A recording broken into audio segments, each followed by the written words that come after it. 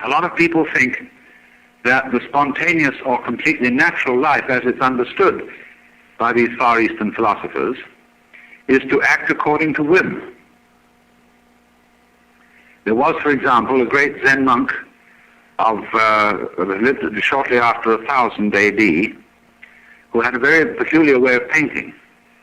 He had long hair, and he'd get very drunk on rice wine. Then he'd soak his hair in ink and slosh it all over the paper. Then he would do a Rorschach test on it and decide what kind of a landscape it actually was, and then put in the finishing touches. And suddenly, out of this apparent mess, a great landscape would be evoked. But the whole art of the thing lay in putting in the finishing touches. And also, there's a very curious thing. If a person who is untrained in painting makes a mess with a brush, it's liable to be just a mess. Whereas if a person who has the feeling of painting in them for a long time, and they make a mess with a brush or just do anything, it looks interesting. And that's why if you try to copy the best people in modern abstract, non-objective painting, you'll find it's a very difficult thing to do. Because there is more to spontaneity than caprice and disorder. And I want to try and explain what that is. I mean, wouldn't it be great if we could live absolutely on the spur of the moment? Not make any particular plans, not feel that, well, you might make plans, because you could make plans spontaneously, but not to worry about whether you had made the right decision, whether you were being good or bad, selfish or unselfish, and not to hesitate in anything, you see. One of the great applications of Zen, as I pointed out, was to the art of fencing. And when you learn fencing, you see you have to learn to be spontaneous, because here of all places it is true that he who hesitates is lost. If you're engaged in combat, you see, and you stop to think what sort of a defense or attack you ought to make, the enemy has got you. So the way they teach people spontaneity in fencing is very interesting. When you start into fencing school, you of course live with the teacher. He has a kind of ashram. But you're given a janitorial job. You clean up, you wash dishes, you put bedding away and things like that. But while you're going about your daily business, the master surprises you with a practice sword, which is made of 4 strips of bamboo, rather loosely tied together. And he hits you with this, surprisingly and suddenly, from nowhere.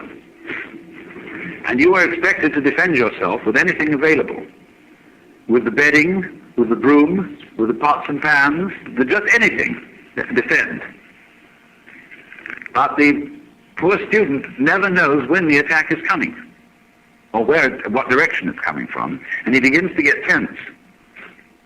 And he begins to go around everywhere on sort of alert, you see, watching which direction it's coming from. And as he goes down a certain passage, feeling that the master is probably lurking around that corner, and he's all set to go for him, as he gets that practice sword, he suddenly gets hit from behind. So eventually, he gives up. There's absolutely no way of preparing for the attack. And so he just wanders around feeling, well, if it hits, it's going to hit me. And then he's ready to begin fencing. Because if you prepare for an attack from a specific direction, and it comes from some other direction, you have to withdraw from the direction in which you had expected it, and send your energy in another direction, and that takes time. So what you do is, you go around with a mind of no expectation. That is called mushin, or munen. This is a very important Zen expression. Mushin, it almost means an empty mind. You could also call it no heart, because the character Shin means both heart and mind, but it isn't quite the same as our word heartless, as we use it, and it isn't the same as the word mindless as we use it, meaning stupid. To be in the state of Mushin is to have a mind like a mirror.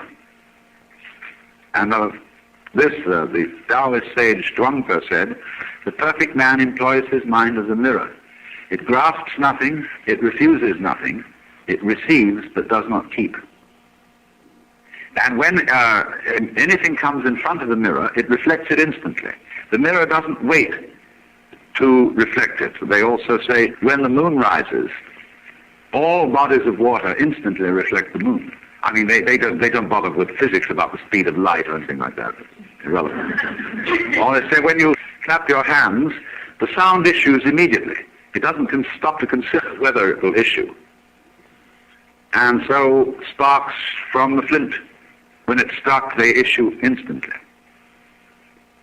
But to do this, you can't try to be quick. See, if a Zen master corners you with a funny situation, and he puts you in a quandary, expecting spontaneous action from you, don't try to hurry. I know I've watched Suzuki wait a whole minute before answering, but he doesn't hesitate. He's not at all embarrassed by this wait. And he can answer with silence just as well as with a formal response. The point is, do something. When two young Americans wanted to study Zen, they were taken by a Japanese monk to interview the master and act as interpreter. And one of them had had some practice, he knew a bit about it. And so after they had had tea together and just discussed formalities, the master said in a very easy way, well, what do you gentlemen know about Zen? And one of these students threw his fan, which he hadn't unfolded, the fan was still folded up, he threw it straight at the master's face. The master slightly moved to one side, and the fan went and went right through the paper wall. And the master laughed like a child. Well, that's the sort of game they get in. Once a master was going around through the forest with a group of students, and he picked up a tree branch. Just as one might pick up a tree branch, and suddenly he turned to one of his students and said, what is it? And he hesitated, so he hit it with the branch. And so another student was there, and he turned to him quickly. He said, what is it? He said, give it to me, I want to see it. I'll tell you. So the master tossed the branch to him, and he took it and hit the branch.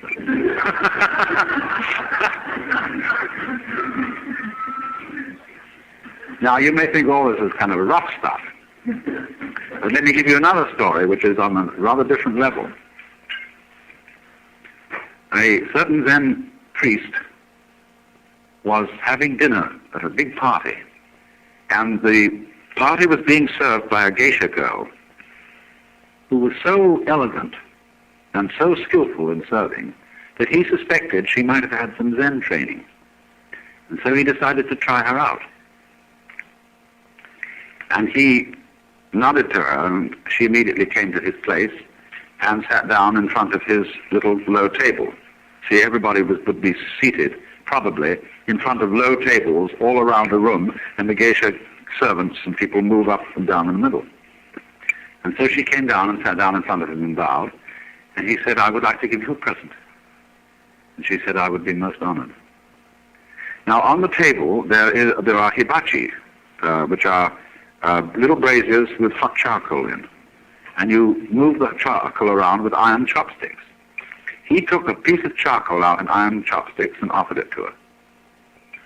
She had long, long sleeves on her kimono, and what she did was this. She wound them all around her hands and took the charcoal.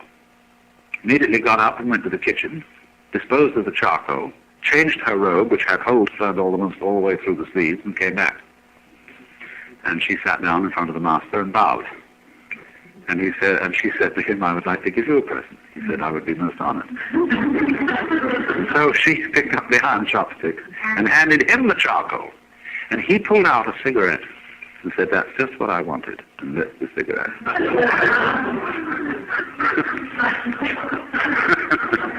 Now, here's the lesson.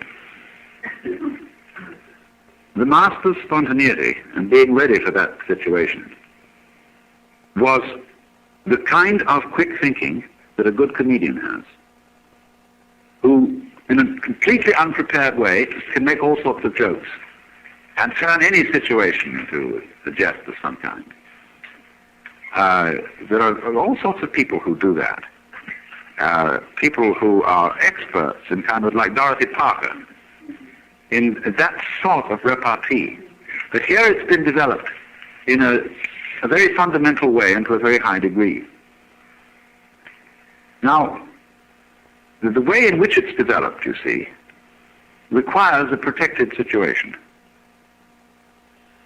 Because if we all started to act on the spur of the moment, without the slightest consideration or deliberation, everybody would think we were crazy. And people would avoid us and call the police and things like that. But what they do is this. They start you doing this in the context of a disciplined situation, where there are very rigid rules for most of the time, but there are certain instances at which all those rules go hang. And you're in a community which understands the game. Because the point is this, when you start acting spontaneously, you're not used to doing it, and therefore your responses are unintelligent and inappropriate. But when you become used to doing this, and when it becomes second nature to you to act in the state of mushin, with no mind or no deliberation, then your behavior has matured, and you find that you're accustomed to respond quite appropriately, as the Zen master did in lighting his cigarette from the charcoal. So also in learning the art of swordsmanship, when he has given up defending himself and preparing his mind for attack, then he's got a mirror mind. This is also likened to a vessel of water, like a wooden barrel. When you make a hole in the barrel, the water instantly flows out of the hole, because the water is always available to come out. It doesn't have to choose. And so you could also say that mushin is what Krishnamurti calls choicelessness. And because you see, choice in this sense is not quite the same thing as decision. Choice means dithering. You know, there are some people who, before they start to write something down, they wiggle their pens a little. The pen dithers over the paper, and then they start to write. And so in the same way, a lot of people constantly in the life situation, they dither, because that dithering is anxiety. To be or not to be, that is the question. Well, there is no question about to be or not to be. See, because to be and not to be go together, as we saw, they arise mutually. So then, in the situation of the Zen community, safeguards are set up in how to act without deliberation, which is, you see, in a sense, going back to the state of innocence. Now, it doesn't mean that you give up thinking. It doesn't mean that you become an anti-intellectual. You all can also learn, and this is part of the later phases of Zen training, how to think spontaneously, how to deliberate spontaneously. The saying is, you see, stand or walk as you will, but whatever you do, don't wobble. So this is our difficulty, because the human mind is a feedback system. Feedback has a peculiar susceptibility to nervousness. there was a young man who said, though, it seems that I know that I know. What I would like to see is the eye that knows me when I know that I know that I know. You see? Now, in this way, we think about thinking. We worry about worrying. And then when that really gets bad, you worry because you worry about worrying. Now, that is analogous exactly to the kinds of vibration that are set up in certain mechanical systems. For example, if you, I did this trick on television once. I had the cameraman turn the camera on the monitor. The monitor is the television set in the studio where you see what you are doing. And so on this show I said, now I'm going to show you a picture of anxiety. Don't worry about your sets. There's not going to be anything wrong with your sets, so don't turn it off. Now I said, Mr. Cameraman, will you please turn the camera on the monitor? He does that, and what does he do? He's taking a picture of taking a picture, all in the same system. And as you do that, the system starts going like that. You see, and it sets up a kind of oscillation. And you see on the screen all these jagged lines dancing across. Now that's what's meant, you see, by hesitation, attachment, blocking, all that kind of thing which the Zen discipline is designed to overcome. And because the human being is such a peculiarly beautifully organized nervous system and has this tremendously subtle cortex which is capable of all kinds of thinking about thinking, you can turn yourself on in the most extraordinary ways by, for example, getting earphones which repeat what you say just a fraction of a second after you say it. Back to you, they delay it. And you can get an oscilloscope tied up with your own heartbeats and get feedback through in this way so that you suddenly begin to see yourself behaving, and it completely balls you up because you wait for yourself to go on, but then you realize it's you doing it, but you can't wait on your heartbeat. You can't wait on what you say. And you get this sensation of going faster and faster and faster and faster until you just have to close the whole thing off. You'll go crazy. So that's what we're doing. And our civilization and our social institutions reflect this in hundreds of ways. And this would be true of any civilization, because all civilization is based on the development of consciousness and feedback, that is to say, the property of self-control, of being self-conscious, looking at what you've done, and then being able to criticize it and correct it. But who criticizes? Is the critic reliable? When you criticize yourself, who will criticize the critic? You see? Or to put it in the other way, quis custodiet ipsos custodies. Who will guard the guards themselves? Who will take care of the policemen? Who will govern the president? And that is the big problem. And when we get tied up in that problem, the Chinese got tied up in it because they were simply a very high order of civilization. So did the Japanese. There has to be a break. Somebody has to start throwing things. Otherwise, everybody will go insane. So, Zen functions in that culture as a way of liberation from the tangle of being too civilized. Now, you see, in Japanese culture, people are tremendously concerned with propriety, with good manners, and with keeping up with the Joneses. One of the funniest things in the world is to watch Japanese people having a bowing contest. It's a very frequent thing when friends meet or take leave. They go, and they bow and they bow and they respond, and it goes back and forth and see who gets the last one in because I'm more polite than you.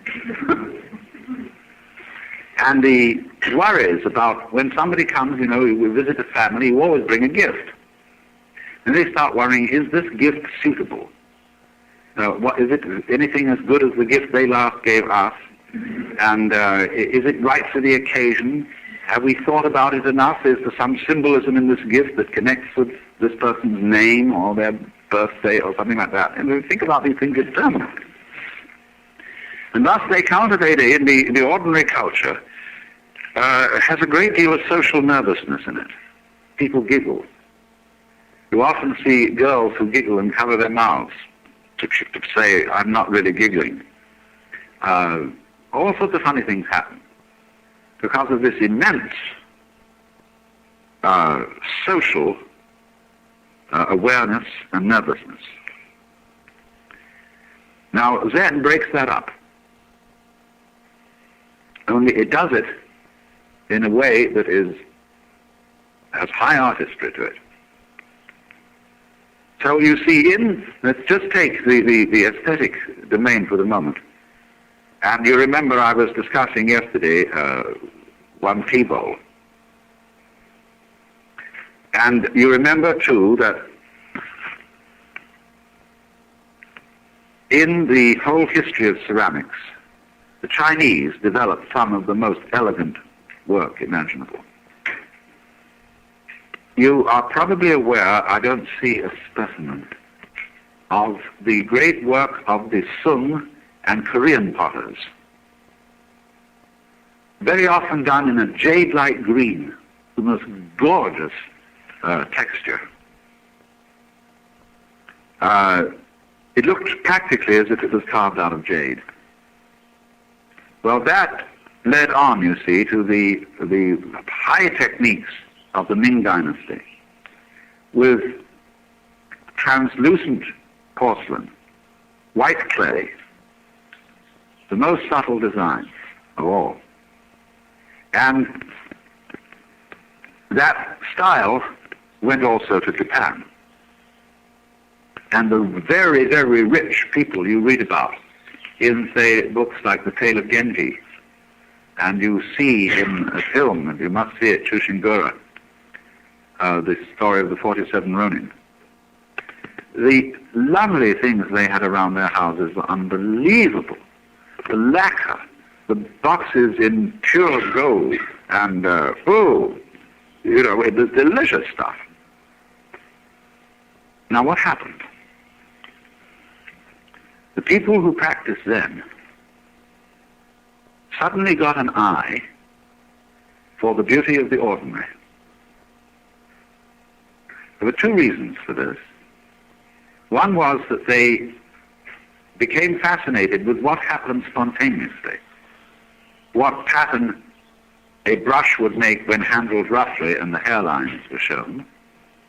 They also, because they practiced Zazen, which is sitting quietly, not thinking of anything special, but having a completely open mind, that puts you into a state where you get much better eyes and ears than you ordinarily have.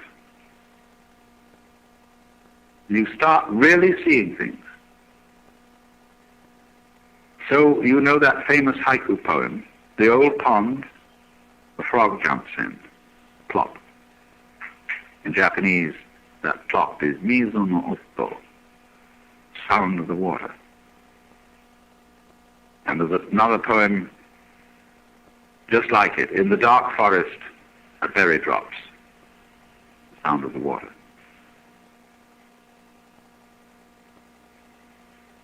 Somebody suddenly realized, you see, just the sound of the water is marvelous. That's all. Or they found that they kept getting in very, very cheap Korean rice bowls. The poorest, cheapest kind for peasants to eat out of. And suddenly it struck one of these Zen masters that that was an incomparably beautiful object. Nobody had seen this before. They also have the simplest wooden ladles, bamboo and then a stick in it for use in the kitchen. And one day somebody noticed that this ordinary, everyday kitchen utensil was just lovely. And so in the same way, they found that it was quite as satisfactory to listen to the kettle boiling as to listen to an elaborate concert. So what did they do? They started, through particularly a man called Senno, to give parties for very small few guests in shacks, little huts in the garden, made of very primitive materials, such as mud walls, and where they would go and sit, and out of the simplest utensils, carefully chosen by a superb artist, they would simply sit and enjoy the uncomplicated life. And so was born the tea ceremony. They started, through particularly a man called Senno, to give parties for very small few guests in shacks, little huts in the garden, made of very primitive materials, such as mud walls, and where they would go and sit, and out of the simplest utensils, carefully chosen by a superb artist, they would simply sit and enjoy the uncomplicated life. And so was born the tea ceremony.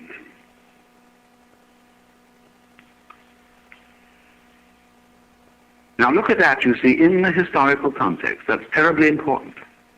It was a going back to the primitive after people were sick of too much civilization. And yet, it was going on to the primitive rather than back. Because the people who selected all those things, they knew the whole tradition of their civilization, their culture. They weren't barbarians. What's happened today is this. Tea ceremony is essentially something to enjoy. And there are a few men left who know how to serve tea ceremony. And it's an extremely congenial, quiet get-together of easy conversation, simple and unostentatious manners, and really lovely things to look at. I was present at a tea ceremony celebrated by a Zen monk who happens to be an American. And he's a man who has done a lot of mountaineering. And he has, therefore, with him at all times, the sort of equipment. That knowledge would prevent us from being surprised by the work of these people, because we would know how it's done. And when you know how something is done, it doesn't surprise you. That's why there's a Zen poem that says, if you ask where the flowers come from, even the god of spring doesn't know. Certainly the god of spring would be supposed to know where the flowers come from. But the truth of the matter is he doesn't. And so in the same way, if you ask the Lord God, how do you create the universe?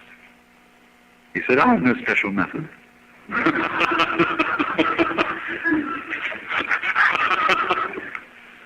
And this is known in Zen as a very difficult, this is the most difficult virtue to attain. So many of these things begin with mu. Uji. Uji. It means nothing special. It means no business, no artificiality. In American current, real cool.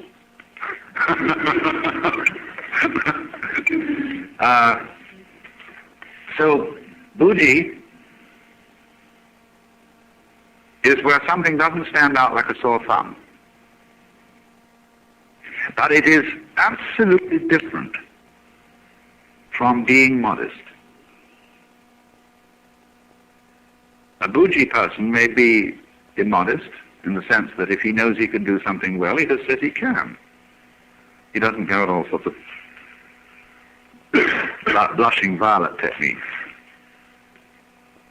Bougie, you see, is this mysterious quality of nothing special, no special method. Because if there is, let me repeat, if we do know the method and we know it infallibly, it ceases to be interesting. There are no surprises left. And the moment the element of surprise is gone, the zest of life is gone. That, you see, is why it's very difficult to teach Zen to yourself. Because you can't easily surprise yourself.